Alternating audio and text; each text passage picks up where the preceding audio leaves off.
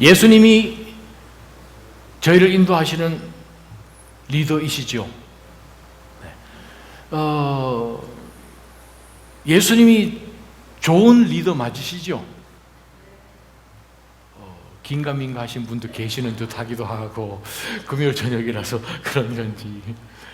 리더는 누군가? 리더는 가야 할 방향을 군더더기 없이 바로 얘기를 하는, 또 그 앞에서 바로 걸어가는 모습을 보여주는 사람이 정말 참된 리더이지요. 그렇습니다.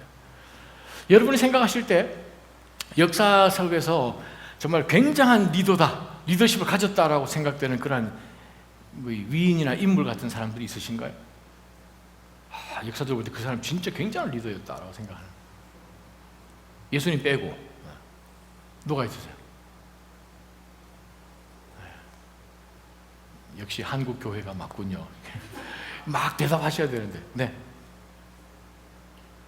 많지 않습니까? 전 세계적으로 굉장한 리더십을 발휘해서 그 나라를 구했다든지 민족을 했다든지 그런 굉장한 리더, 어떤 사람도 있을까요? 한 두세 명만 한번 들어보세요. 네? 링컨 아유 굉장한 리더죠. 굉장한 리더요. 정말 바닥부터 시작해서 정말 기도의 사람이었죠. 또요? 누구요? 안 들리세요? 나폴레옹. 나폴레옹도 굉장한 리더입니다. 굉장한 리더예요. 한 시대를 정말 풍미했던, 그렇습니다. 아주 굉장한 리더죠. 맞습니다. 프랑스에서 역사에서 정말 빼놓을 수 없는 굉장한 리더죠. 또 누가 있으신가요? 처칠, 그죠? 윈스턴 처칠, 아주 굉장한, 정말 영국을 구해내고 정말 결집되도록 만들어준 굉장한 리더죠. 아마 전 세계적으로 리더들이 많이 있습니다. 굉장한 리더십을 가지고 그 민족과 그 나라의 운명을 바꿨다고 이야기할 수 있는 그런 굉장한 리더들이 많이 있었죠. 영국에서 정말 영국 사람들이 투표를 했더니 지금까지 영국의 리더 가운데서 가장 최고의 리더가 누구였나 했더니 예상을 완전히 뒤엎고 5세기 말에 영국을 다스렸던 왕이 넘버원이 됐어요. 킹 아더 왕. 그 아더 왕의 특징은 뭐냐 하면은, 아더 왕을 정말 잘 섬기려고 하는 그러한 기사들이 이 아더 왕을 잘 호위를 했죠. 영화로도 많이 나오는 그러한, 그죠? 이 왕의 이 기사들. 근데 이 한 나라의 이 왕을 섬기는 발탁된 이 기사들이 왕을 향한 굉장한 충성심을 가지고 그들은 왕을 섬기는데, 아더 왕의 특징은 뭐냐 하면 충성 가지고 안 된다는 거예요. 그래서 그 아더 왕은 이 자신의 그 원탁의 기사들로 하여금 맹세를 하게끔 합니다. 근데 그 당시에 이 아더 왕이 그 기사들에게 어떠한 맹세를 받았는지에 대한 그런 전해놓은 그 기록들을 보게 되면, 왕에 대한 충성 맹세를 하고 난 이 원탁의 기사들의 모습을 이렇게 표현을 했습니다. 맹세를 하고 난 기사들이 무릎을 꿇고 있던 바닥에서 일어나면 마치 귀신을 보고 얼굴이 창백해지듯, 떠오르는 햇빛에 반쯤 눈을 감고 일어서듯, 어지러움을 느끼듯 그렇게 얼굴에 홍조가 띄었다. 무슨 표현인지 참 이해가 잘 안 됩니다. 근데 막 홀린 듯하게, 놀란 듯하게 뭔가 새롭게 되는 어떤 것이 시작됐다라는 그것을 가지고 기대감, 어디 도취되는 듯한 그런 느낌 가운데서 칼을 들고 그 왕 앞에 이제 맹세한 그것을 지키면서 왕 앞에 선 거예요.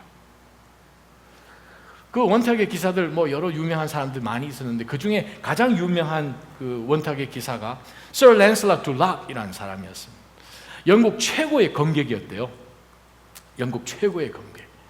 근데 그 검객이 그 한 유명한 말이 있는데, 이 사람이 어떻게 해서 이 영국에서 가장 최고의 검객이 되어서 정말 충성심 하나 또 최고여서 최고의 이 리더인 아더 왕을 섬길 수 있었나, 그 사람에게 물어봤더니 그 사람이 그 얘기를 합니다.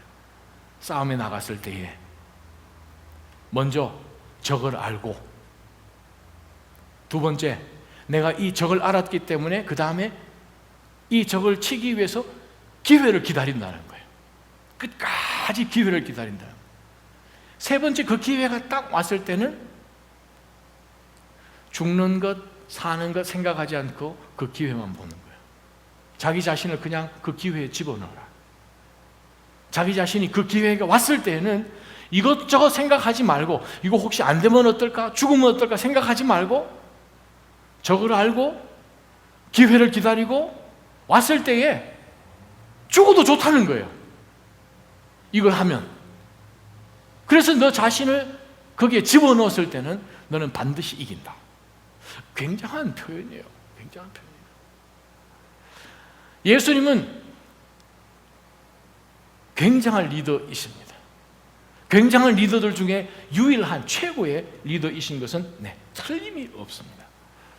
우리가 예수님을 따라가고 예수님을 사랑하고 예수님의 찬양하고 우리가 예수님을 따라간다라고 표현을 했을 때는 예수님과 뜻을 같이 하고 예수님께 충성을 맹세하고 예수님 사랑한다 하고 예수님 마음이 있는 곳에 우리 마음이 있고 예수님 가시는 곳에 우리의 마음이 가는 것, 그거 당연한 것이죠. 근데 오늘 본문을 통해서 보면 예수님이 원하시는 사람이 따로 있어요. 여러분, 하나님의 말씀 한번 펴보시기를 바랍니다. 하나님의 말씀은 누가복음입니다. 누가복음 14장 25절에서 35절의 말씀이에요. 오늘 본문 가운데서 예수님이 말씀하시는, 예수님이 원하시는 사람은 누구인가? 많은 사람들이 따라갑니다. 오늘 특별히 25절의 말씀을 보게 되면 큰 무리가 예수님과 함께 길을 가고 있었다, 그렇게 표현합니다. 큰 무리가, 많은 무리가, 굉장히 많은 무리가 예수님과 함께 가고 있었어요. 함께 간다는 것은 친구가 몇 명이 모여서 어디 간다는 것은, 함께 간다는 것은 같이 마음을 품고 목적을 같이 두고 가는 길 가운데 여러 나누고 하는 그러한 생각으로 우리가 가는 것 아니겠어요? 자, 오늘 25절에 보게 되면 분명히 큰 무리가 예수님과 떨어져서 간 것도 아니고 뒤에서 간 것도 아니고 함께 가고 있었습니다. 거기에서 함께 간다고 해서 예수님하고 함께 있는 자가 아니라는 것을 26절부터 바로 보여줍니다. 정말 이 예수님은 어떻게 보면 돌직구를 던지는 듯한 그러한 느낌. 그냥 이리저리 재어서 이 사람에게 상처를 입힐까, 마음에 혹시 불편할까, 그런 생각하지 아니하시고 신약에 보면 예수님은 바로바로 얘기를 하시는 거죠. 바로바로 얘기를 하시는 거죠. 오늘 제가 여러분과 나누는 것은 우리의 마음을 하나님 앞에 어떻게 하면 드릴 수 있는가. 왜냐하면 하나님이 원하시는 것은 우리의 심장이에요. 마음. 그럼 우리가 하나님 앞에 마음을 어떻게 드려야 하는가? 그렇습니다. 예수님과 함께 간다는 것은, 또 예수님이 원하시는 사람은 어떤 사람인가 하니, 내가 이것을 예수님이 원하시는 방향과 예수님이 원하는 방법으로 이 길을 갈 수 있느냐, 예수님이 가신 길을 갈 수 있느냐, 예수님의 길을 따라갈 수 있느냐, 그것을 계산하면서 따라가는 사람, 계산 먼저 해놓고 하나님 예수님을 따라가는 바로 그 사람을 예수님은 원하신다라고 26절부터 35절까지 나와 있습니다.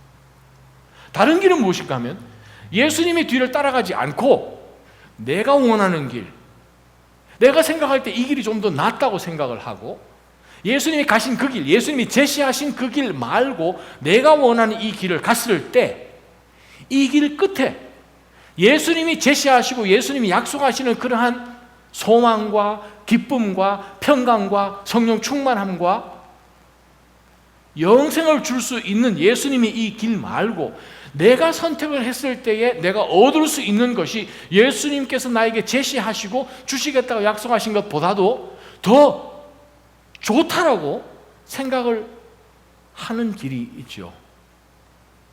그러면서 우리가 비교를 해봐야 됩니다. 예수님이 제시하는 길과 예수님이 제안하셔서 주시겠다고 약속하신 그것들과 내가 원하는 이 길을 갔을 때에 내가 얻을 수 있는 이 모든 것들과 비교를 했을 때 분명히 내가 원하는 이 길이 낫다라고 생각하면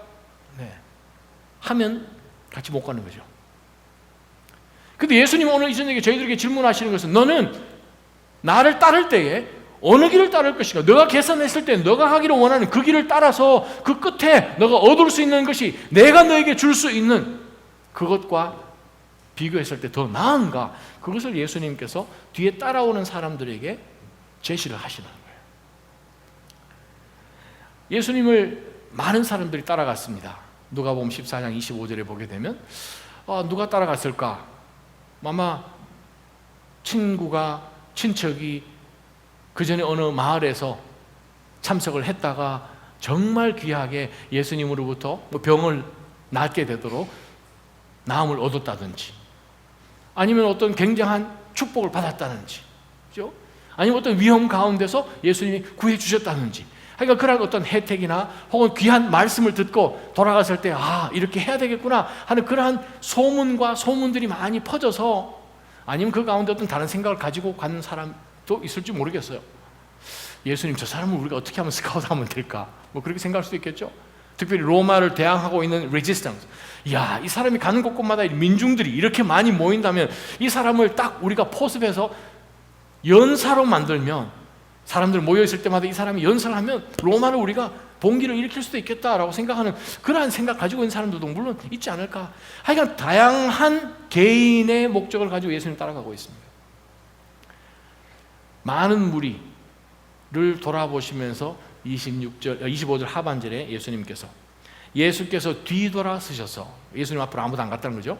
예수님께서 뒤돌아 서셔서 그들에게 이제 말씀을 하십니다. 무슨 말씀을 하시나? 너희가 나를 뒤따라 오려면 조건이 3개가 있다는 거예요. 35절까지 보게 되면 조건이 3개가 있고 이유가 2가지 있습니다. 첫 번째 조건이 무엇인가? 우리가 어떻게 하면 예수님을 따라갈 수 있고 우리가 어떻게 해야 예수님 앞에 마음을 드릴 수 있는가? 우리가 26절 함께 하나님의 말씀 읽어보기를 원합니다. 26절 시작. 누구든지 내게 오면서 자기 부모와 아내와 자식과 형제 혹은 자매와 자기 생명일지라도 나보다 더 사랑하면 내 제자가 될 수 없다. 그리하여서 우리는 이 본문의 말씀을 마가복음과 마찬가지로 제자도라는 말을 만들어냈습니다. discipleship, 제자도. 우리가 보통 제자도라고 이야기를 했을 때에 언뜻 드는 생각은 제자는 좀 특별한 사람, 예수님 따라만 가면 되지 뭐, 그 무리 가운데 있기만 하면 되지 뭐, 꼭 제자까지, 1:1 제자 양육까지 그렇게 생각 안 하세요? 그렇게 생각하시잖아요. 교회 나가면 되고 예배 참석하면 되고 선교도 같이 가면 되고 뭐 섬길 때 섬기면 되고 웬 또 제자까지는. 근데 오늘 본문을 보면서 그 생각을 다시 고쳐보실 필요가 있습니다. 많은 무리가 같이 갔어요.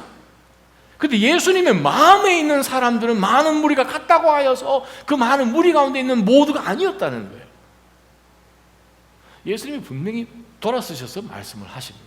하신 말씀이 누구든지 내게 오면서, 따라오면서, 많은 무리 가운데 오면서 자기 부모와 아내와 자식과 형제 혹은 자매와 자기 생명이라 할지라도 나보다 더 사랑하면 내 제자가 될 수 없다는 거예요.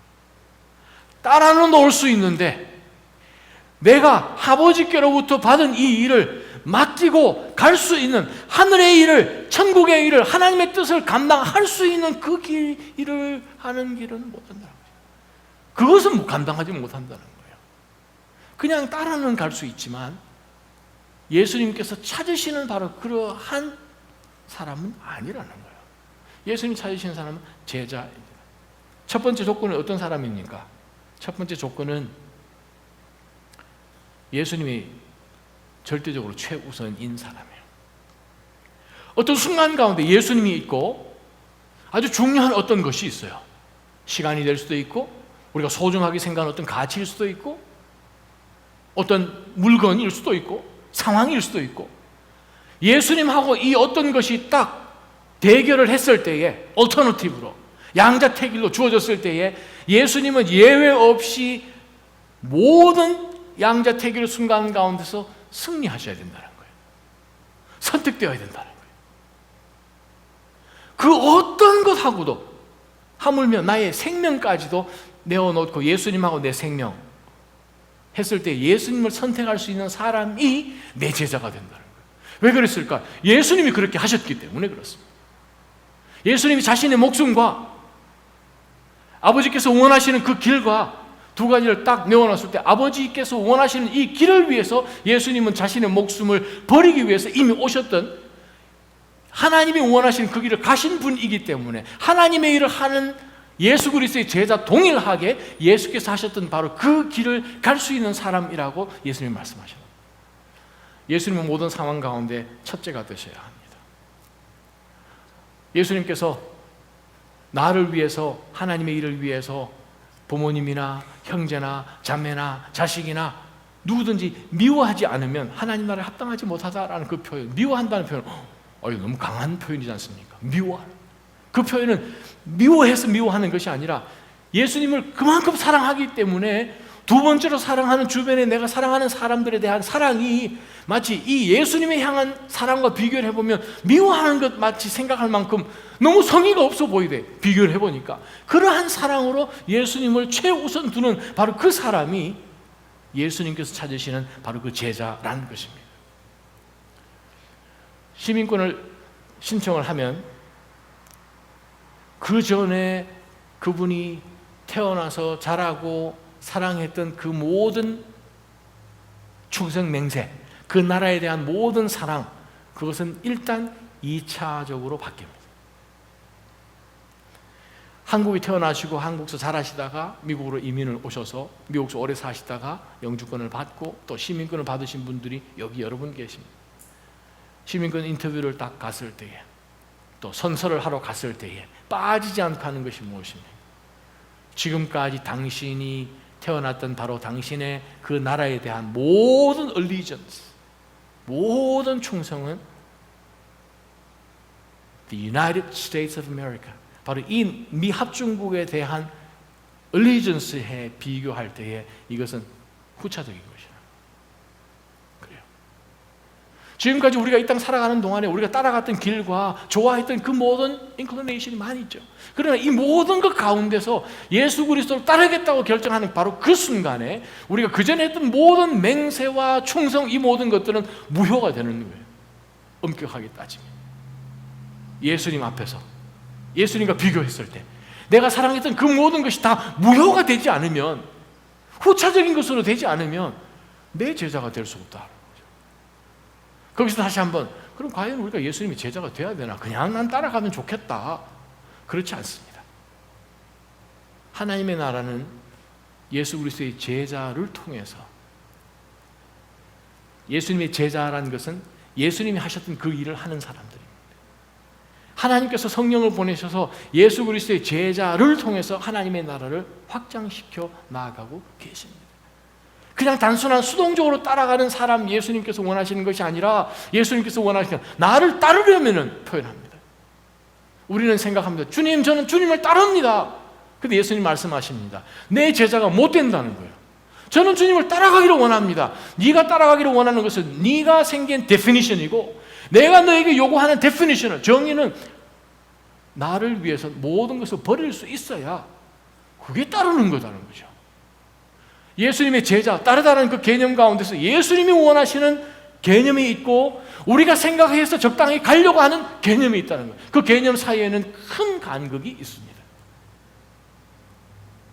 그래서 우리가 생각할 때 예수님 그냥 적당히 따라가면 되지, 예수님은 말씀하십니다. 나를 못 따라온다는 거예요. 우리는 따라간다고 이야기하는데 예수님 말씀하시다 못 따라온다. 그래서 예수님이 말씀하십니다. 이것 계산 다 하고 따라와라.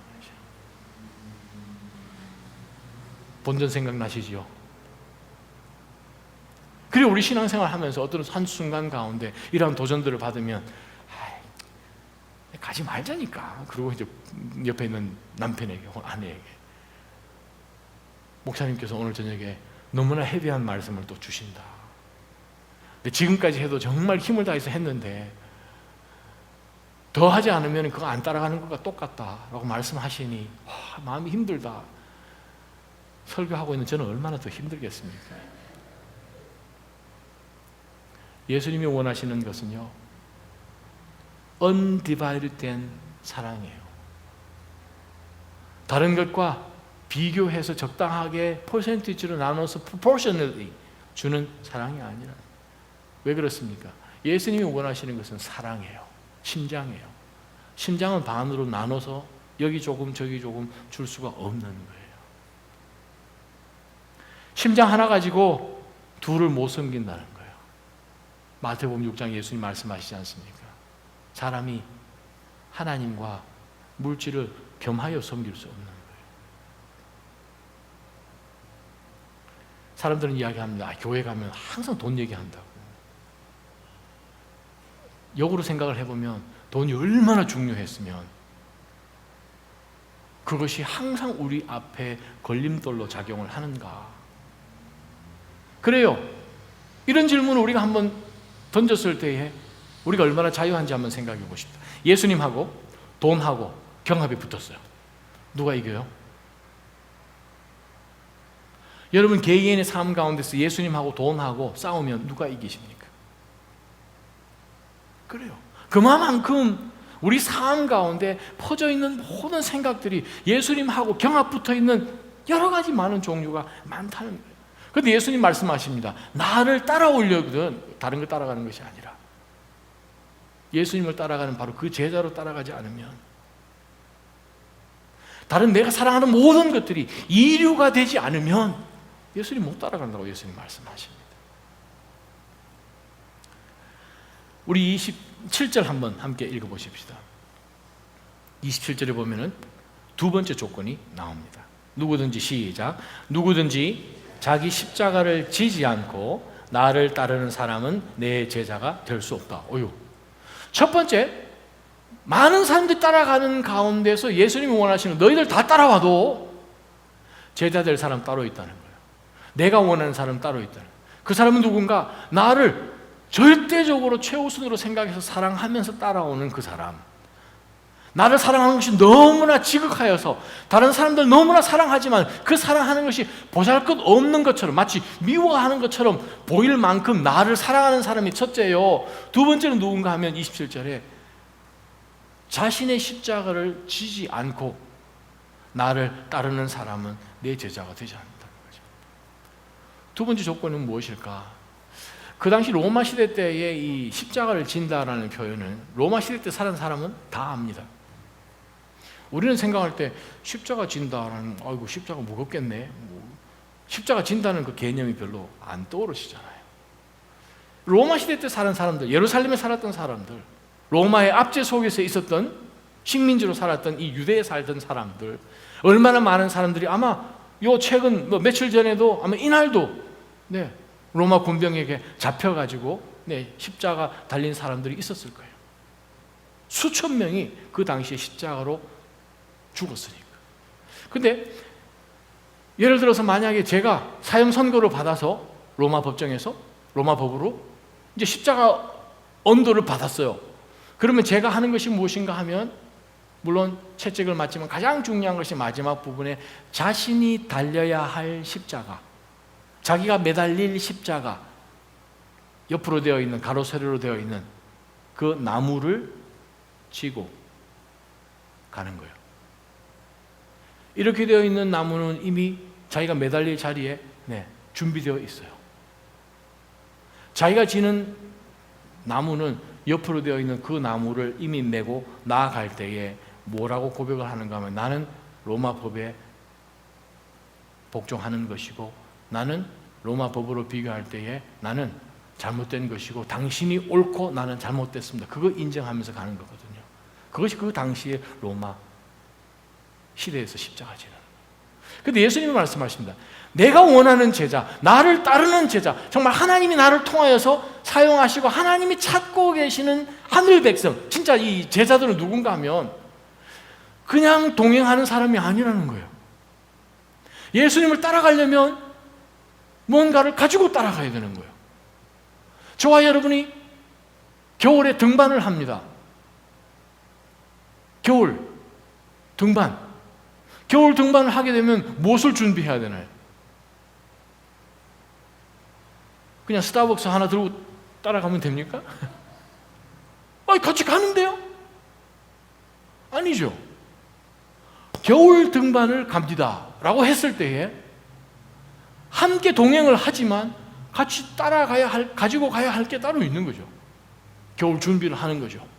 등산화도 다르겠죠. 밑에 아이젠도 차겠죠. 네. 지팡이도 가지고 가겠죠. 방 한 몸며 모든 것이 준비하겠죠. 또 얼마나 거기 있는지를 이야기 들었기 때문에 식량도 준비하겠죠. 그렇습니다. 가는 방향, 동행한다는 그 의미는 같은 목적을 가지고 내가 해야 되는 그 역할을 지고 가는 거거든요.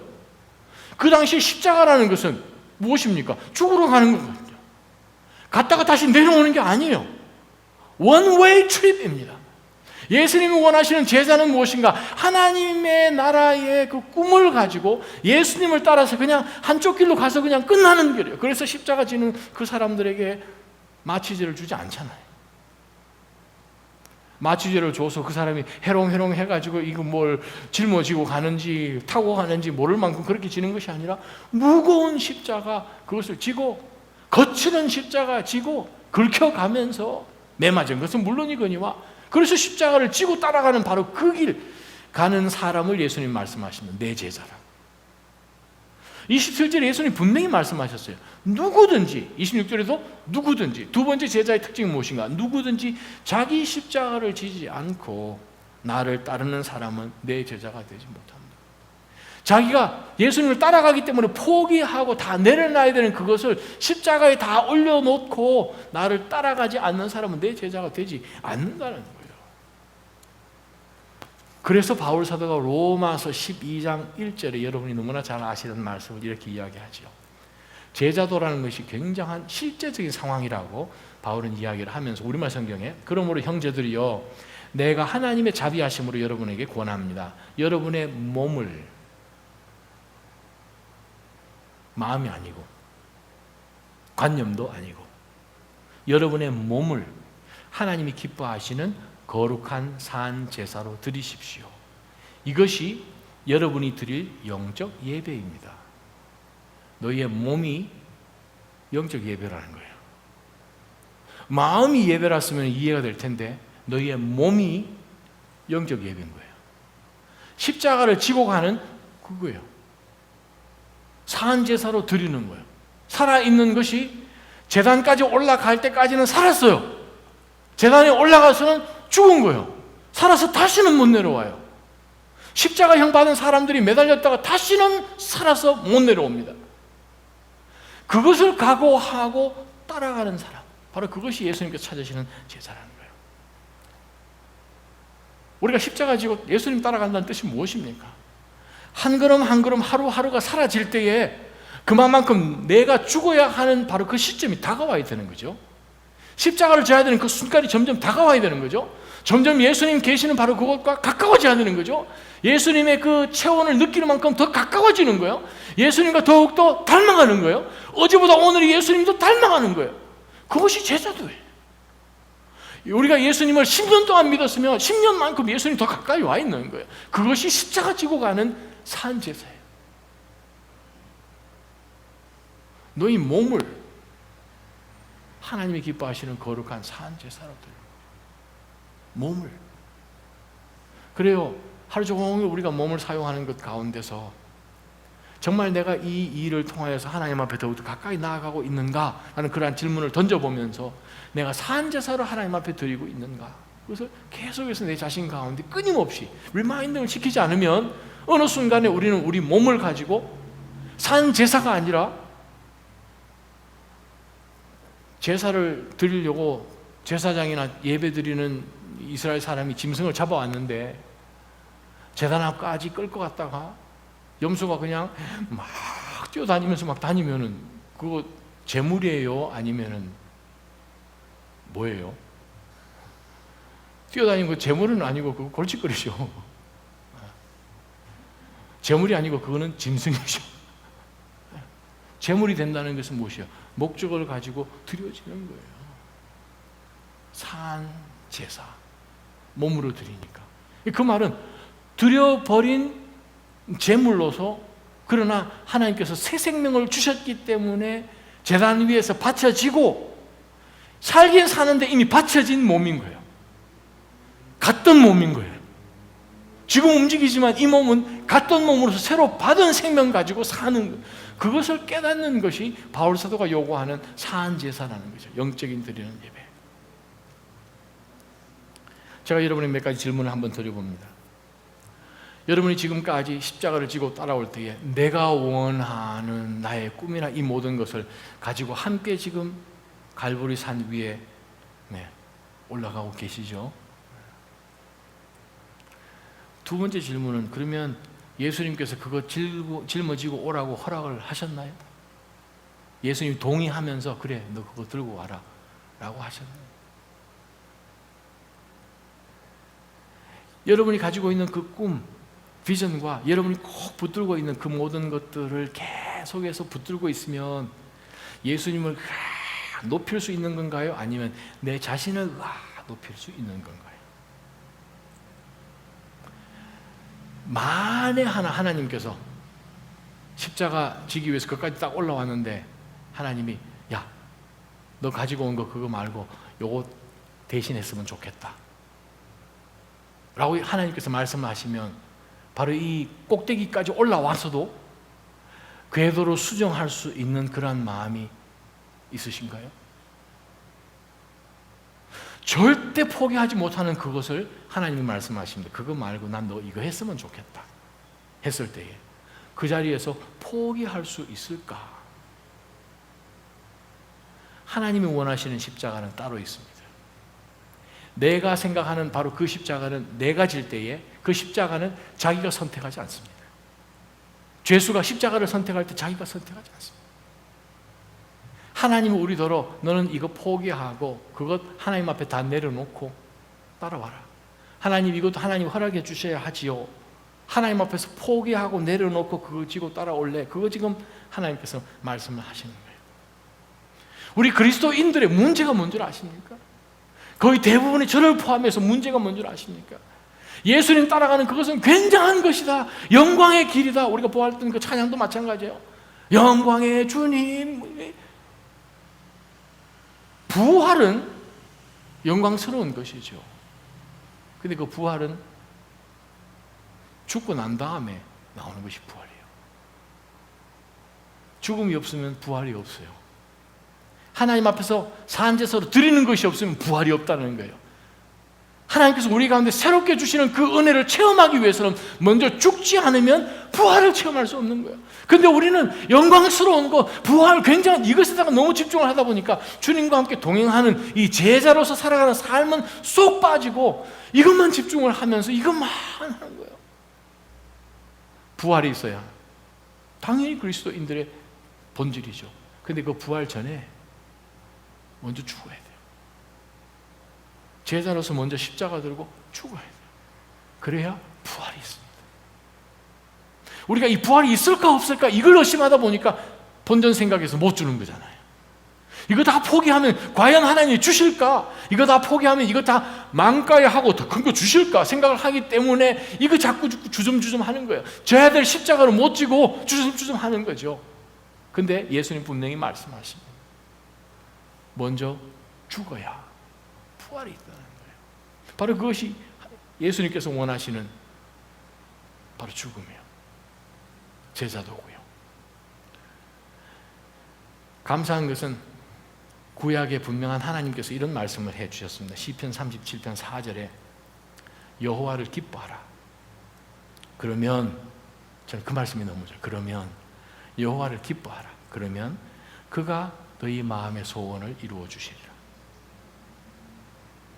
그래요. 여호와를 기뻐하는 거예요. 하나님을 기뻐한다는 그 뜻은 무엇인가 하면 내 소원이 아니라 하나님이 주시는 바로 그 소원. 내가 이것이라고 생각했는데 하나님이 다른 소원을 주신 거예요. 그래서 하나님이 주시는 바로 그 소원을 이루어 주시는 것은 바로 그렇게 해주시는 하나님을 신뢰하기 때문에 여호와를 기뻐하는 거예요. 그렇지 않으면 나를 기뻐하죠. 환경을 기뻐하고요. 그렇습니다. 예수 그리스도 안에서 구약에 나와 있는 말씀이나 신약에 주신 그 모든 말씀이 예스인 것을 만약에 우리가 고린도후서 1장 안다면, 믿는다면 그렇습니다. 하나님께서 소원조차도 하나님의 소원을 바꾸시고 그 소원조차도 하나님께서 이루신다는 것을 믿을 때에 주님 뒤따라가는 나 죽었어 라고 따라가는 이것도 기쁜 길이 되기를 믿는 거죠. 소원하는 거죠. 그것이 두 번째 제자도예요. 세 번째 조건 예수님이 이렇게 말씀하십니다. 33절 한번 보십시다. 오늘 본문 가운데서 예수님이 제자라는 말씀을 세 번 말씀하세요. 첫 번째 제자도는 무엇인가? 26절에 세 번째 되는 어떠한 컴피티션도 없이 예수님만 유일하게 먼저 사랑하는 것이요 최우선으로. 두 번째는 무엇인가? 예수님 따라가면서 모든 거 다 포기하는 거죠. 예수님으로부터 얻는 것부터 새로 시작하는 거죠. 세 번째는 33절에 나옵니다. 이와 같이 너희 가운데 누구든지, 동일하게 말씀 계속 반복되죠. 누구든지 자기 소유를 다 포기하지 않으면 내 제자가 될 수 없다. 세 번째 예수님이 제자가 되는 조건은 무엇인가? 우리가 붙들고 있는 주님 말고 붙들고 있는 모든 것을 느슨하게 잡으라는 거예요. 언제든지 놓으라 하면 놓을 수 있도록 느슨하게 잡아야 되는 거예요. 이것을 너무 꽉 잡다 보면 정작 어떤 순간 가운데 우리가 예수님을 두 손으로 붙잡아야 할 때도 있어요. 손이 안 놔져서 나중에 잡을 힘도 없을 뿐더러 오히려 예수님 붙들고 있는 손보다도 이거 잡는 것에 더 힘을 합할 때가 있다는 거예요. 예수님은 말씀하십니다. 분명하게 말씀하십니다. 누구든지 자기 소유를 다 포기하지 않으면. 그렇습니다. 여러분 소유 다 포기해야 됩니다. 할 수 있느냐 없느냐 물어보는 거 아닙니다. 다 포기할 수 있어야가 아니고 다 포기하면,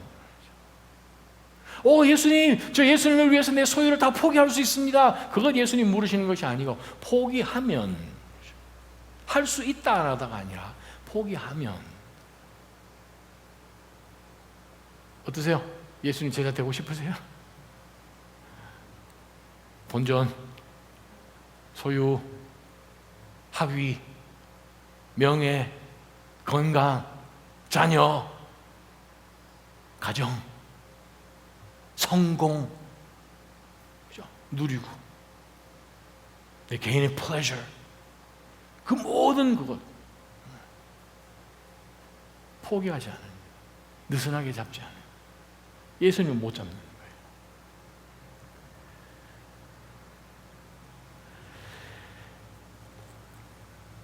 마지막 두 가지, 28절부터 35절까지요. 우리가 이렇게 제자로 살아야 할 이유가 있습니다. 제자로 살아야 할 이유가 나옵니다. 제자는 어떤 사람인가? 세 가지로 말씀해 주셨어요. 그러고 난 다음 28절부터 35절까지는 왜 그렇게 살아야 하는가? 이유가 두 가지 나옵니다. 함께 한번 읽어봤으면 좋겠습니다. 28절부터 30절까지요. 너희 중 시작. 너희 중 어떤 사람이 탑을 세우려 한다고 하자. 그러면 먼저 자리에 앉아 완공할 때까지 어느 정도 비용이 드는지 계산해 보지 않겠느냐. 만약 기초만 잘 닦아놓고 일을 마칠 수 없다면 보는 사람마다 비웃으며 말할 것이다. 이 사람이 짓기를 시작만 하고 끝내주는 못했구나. 왜 우리가 구별된 삶을 살아야 하는가? 이 세상 사는 데에 로마 제국 가운데 살았던 그 당시처럼 모든 사람들이 살고 있는 이 현대 시대 가운데 너나 나나 할 것 없이 다 살고 있는데 왜 우리가 꼭 이렇게 제자로 살아야 하는가? 그냥 살면 되지. 왜 제자로 살아야 되는가? 왜 제자로 살아야 되는지 아십니까?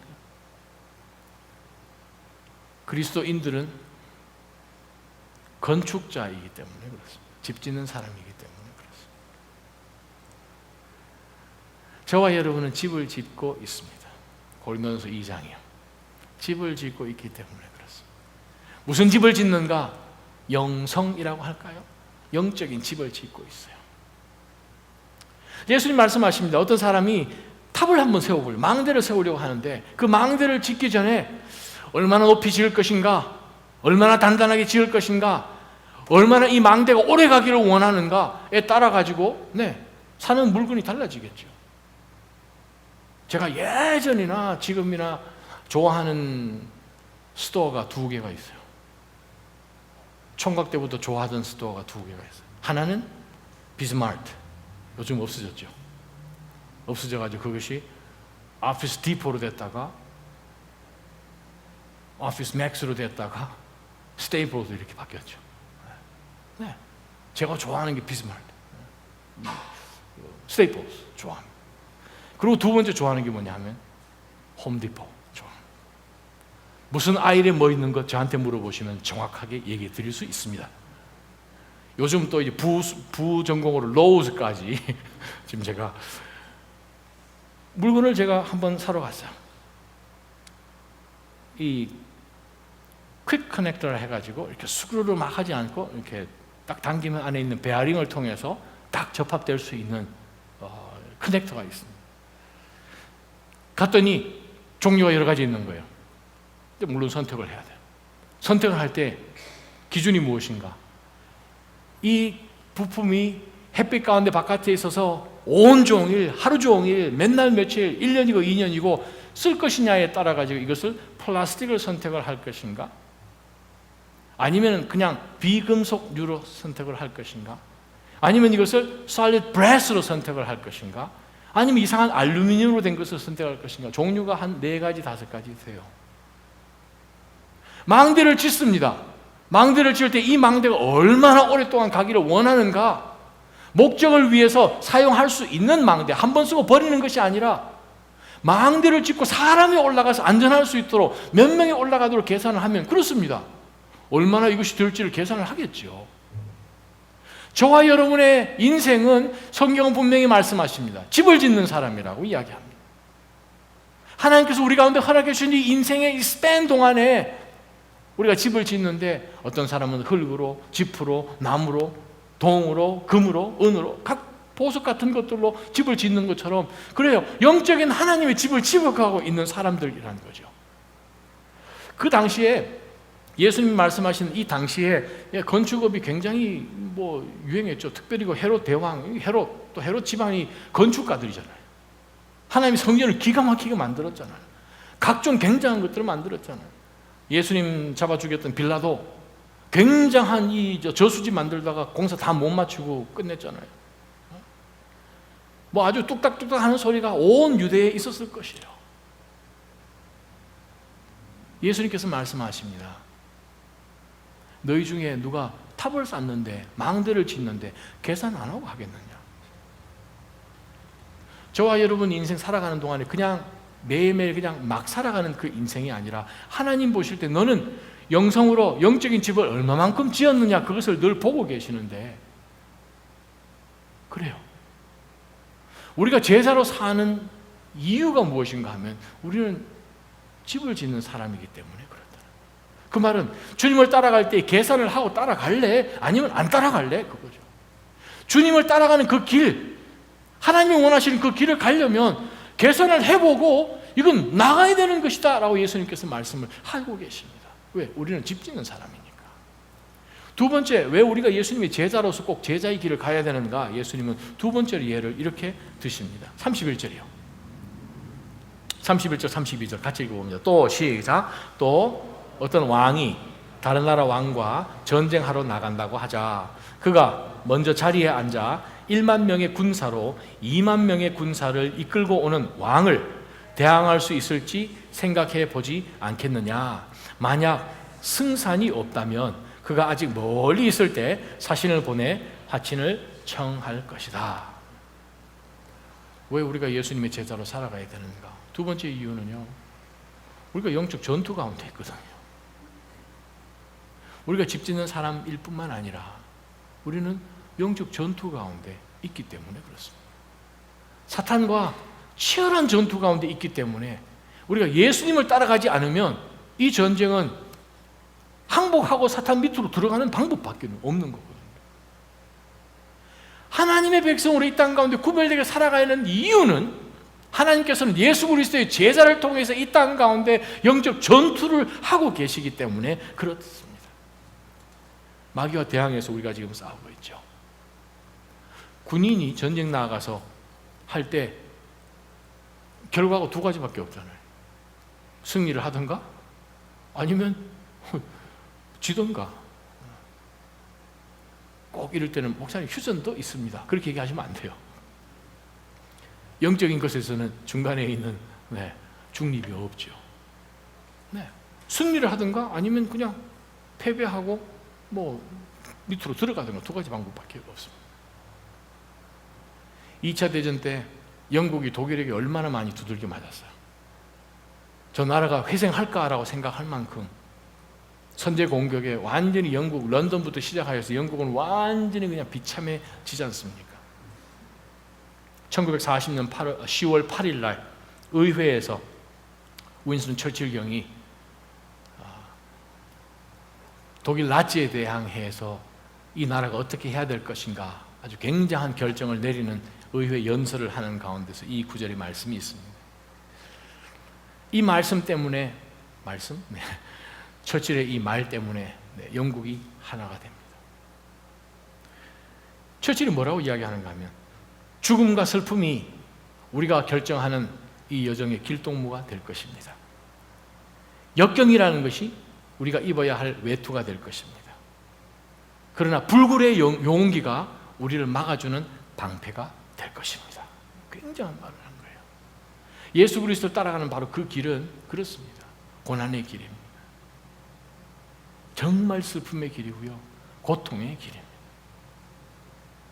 기가 막힌 일들로 인하여서 우리가 마음을 상할 수 있는 그러한 길입니다.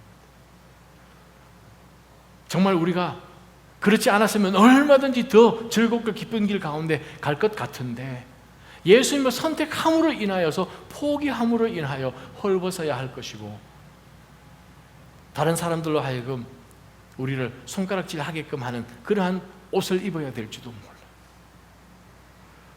끝까지 전투는 긴장을 놓치지 않고 나아가는 것이 전투이듯이 예수님이 제자 되는 것은 한번 제자해서 도장 꽝꽝 받고 난 다음에 내가 제자로 안 살면 그래도 제자로 인정되는 그러한 것이 아니라는 거죠.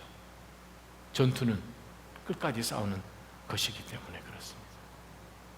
사랑하는 믿음의 낮아진 교회 성도 여러분, 우리는 하나님께서 선택하시고 그냥 많은 사람들 가운데 따라오는 무리가 아니라 분명히 예수님이 제자로 따라오라고 말씀하십니다.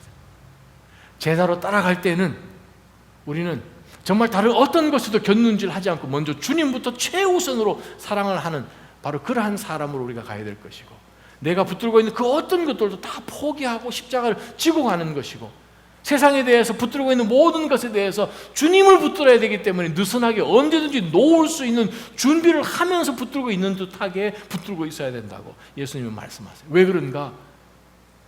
우리는 하나님이 원하시는 집을 지어가고 있기 때문에 우리는 사단과 전투를 하고 있는 사람들이기 때문에 그렇습니다. 그래서 예수님께서 제자가 이 세상에 살아갈 때에 어떤 모습으로 보여지는지 마지막으로 예수님이 예를 들어주면서 누가복음 14장에 맞춰집니다. 누가복음 14장 제일 마지막 부분 34절, 35절 한번 여러분이 읽어봤으면 좋겠습니다. 소금은 시작. 소금은 좋은 것이다. 그러나 소금이 짠맛을 잃으면 무엇으로 다시 짜게 하겠느냐. 그것은 땅에도 거름에도 쓸모가 없어 밖에 내버려진다. 귀 있는 사람은 들으라 라고 말씀하셨습니다. 제자도 이야기 실컷 하시고 난 다음에 귀 있는 사람은 들으라 하고 끝난 거예요. 제가 한 30여 분 동안 여러분에게 실컷 이야기하고 말씀하십니다. 하나님께서 35절 귀 있는 자는 들을지어다. 문제는 귀는 다 있는데 안 새겨들어지면 여기에 예수님 따라갔던 많은 무리의 사람들 귀 다 가지고 있었죠. 예수님 말씀하십니다. 귀 있는 자는 들을지어다. 뭐라고 말씀하시냐고 소금 얘기를 하시죠. 소금이 짠맛을 잃지 않고 짠맛을 간직하면서 소금이 쓰여지는 곳에 짠맛을 내야 되는 거예요. 결정적인 순간에 그 순간은 던지는 사람에게 있습니다. 소금에게 있지 않습니다. 소금 스스로가 뛰어들 수는 없는 거예요. 집어서 던져주는 사람에게 소금은 절대적으로 의존해야 됩니다. 하나님은 우리의 삶을 가지고 각양 하나님의 방법으로 하나님의 시간에 하나님의 타이밍의 기회에 우리를 넣는데 맛이 안 나는 거예요. 하나님께서 우리에게 허락해 주시는 이 소금 단지 속에 있는 가운데서 이 세상에 있는 동안에 하나님 우리를 쓰고 싶어하는 바로 그 순간이 왔을 때 꺼냈는데 맛이 없다면, 소금이라고 담겨 있었는데, 소금이라고 주님 따라왔는데 주님이 오실 때 소금이 아닌 거죠. 여러분, 특별한 그런 음식을 만들 때는 아무 소금이나 쓰질 않잖아요. 그죠? 특별한 소금을 쓰잖아요. 뭐 아무 소금 쓰지 않죠. 언제 한번 김장한다고 소금 사가지고 오라 그러는데 제가 소금 잘못 사가지고 와서 제가 거의 순교 당할 뻔은 아니지만 혼나서 소금 바꿔온 그런 적도 있었고요. 또 한국에서 어떤 분이 소금을 선물을 해가지고 오셨는데 그 소금 끝에 보니까 막 수염 막 이렇게 달려놓던 할아버지 그림이 막 붙어있는 소금이, 이게 무슨 소금이야 했더니 뭐 몇 번 구웠다 그러더라고요. 몇 번 구웠는지도 모르겠어요. 뭐 3번 구웠다 그러던가, 뭐 2번, 하여간 뭐 굽는 소금 뭐 따로 있는 거죠. 여러분, 저희 지난번에 쿠바 선교 갔을 때에 그게 다니엘이라는 이 아르헨티나에서 태어나고 자란 그 젊은 형제가 거기 쿠바 대학교에 이제 공부하러 왔는데, 그 형제가 정말 이 아르헨티나에서도 이름난 요리사래요. 왜 이름났냐? 다른 사람도 다 아냐? 다른 사람은 잘 모른대요. 근데 그게 무슨 말이냐 했더니, 자기 집으로 목사님이시니까, 목사님 아들이니까 집으로 많은 사람들이 오는데 그 집에서 1박 2일 동안 한 음식이 있대요. 그게 뭐냐 했더니 아사도. 드셔보셨죠? 아르헨티나, 브라질 그쪽에서 많이 하잖아요. 그래서 제가 물어봤어요. 비결이 뭐냐? 그러니까 소금이래요.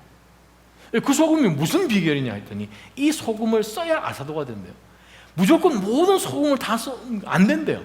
그게 무슨 특별한 게 있냐 했더니, 이 아사도용 소금을 쓰면 맛이 그냥 단번에 쭉 나오는 것이 아니라 녹지 않는다는 거예요. 끝까지 녹지 않는다는 거예요. 필요할 때만 조금씩 녹아서 절대 이 주변에 있는 이 고기의 즙 때문에 이게 녹아나지 않는 거예요.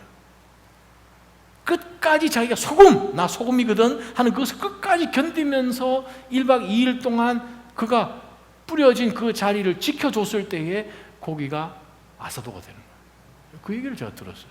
그래서 제가 생각해 본 것이 뭐냐 하면, 우리가 이 땅 가운데 살지만 예수님께서 말씀하셨습니다. 마태복음 5장에도 너희는 세상의 소금이니라. 우리가 세상의 소금인데 소금의 역할을 해야 되는데, 예수님이 사용하시고 하나님이 사용하시는 그 순간이 오기도 전에 우리가 해져가지고 주변 상황이 그냥 다 풀어 헤쳐지면 써야 할 그 순간에 소금이 안 되는 거예요. 소금은 소금의 역할을 해야 될 때가 있습니다. 무조건 주어진 모든 환경 가운데 해부된 가운데서는 주인이 쓰고자 하는 그 시점 삼 때는 못 쓴다는 거죠. 우리는 세상의 소금이에요. 예수 그리스도께서도 이 세상의 소금이셨어요. 소금은 이스라엘 백성들이 이 아이를 갓난아기를 낳으면 제일 먼저 하는 것이 할례가를, 물론 8일째 되는 날 할례를 하지만 유대인들이 애를 놓으면 제일 먼저 소금으로 비비잖아요. 물론 소독의 의미도 있지만 언약의 의미가 더 크죠. 소금이에요. 저와 여러분 예수 그리스도 통해서 언약의 백성입니다. 소금이에요.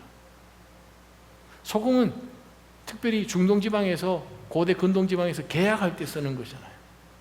소금, 조그마한 이 소금 주머니를 목동들은, 또 중동지방 사람들 다 가지고 다니잖아요. 자기가 가끔 먹기도 하고 짐승에게 일부러 먹이기도 하죠. 왜냐하면 자기 몸에 물이 필요한데 소금이 들어가면 내 물 마셔야 된다는 게 생각되지만, 소금이 안 들어가면 그냥 물이 필요한데도 불구하고 막 다니다가 쓰러지는 거죠.